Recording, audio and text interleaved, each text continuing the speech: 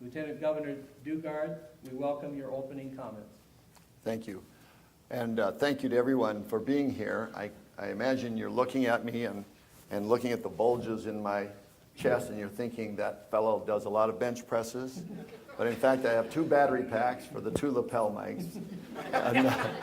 And the pectoral muscles that I see in the mirror are much smaller. So, it's good to be with you tonight. I appreciate the opportunity to visit and tell you a little bit more about myself. As Dr. Burns mentioned, I grew up on a farm near Del Rapids, milking cows and attending a one-room country school.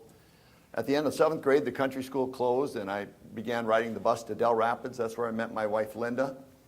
We dated through high school, and I graduated from Del Rapids High School in 1971.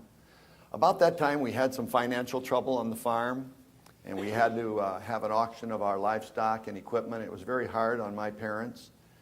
But Dad had inherited a third of the farm and had bought out his brother and sister and had a farm loan, but if he took work in town, he knew he could pay the loan and keep our home.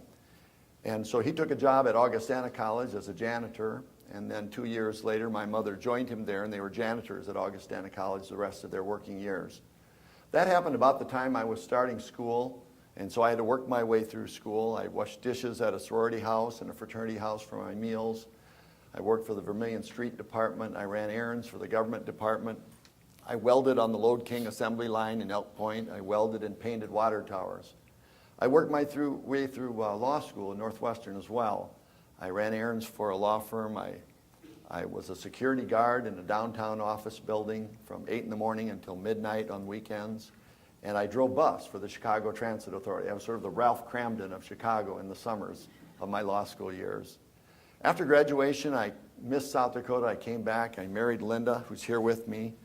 And after a couple of years, we had a daughter and bought the building site on the farm where I grew up. We moved in with my parents and built our own house with our own hands, worked at the bank all day and built the house at night and on weekends. We moved into the house about 10 months later. We had 2 more children, raised 3 great kids. Then I spent 10 years in banking, working in the trust department and leading a new business effort there. And then 20 years, as was mentioned, at Children's Home Society.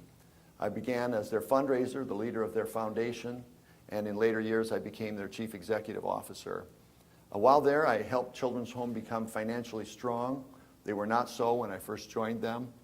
I know South Dakota faces some budget challenges. I think the personal challenges I've seen in my life and the financial challenges I helped Children's Home meet give me a good background for addressing the challenges that face our state. Thank you very much for having me tonight.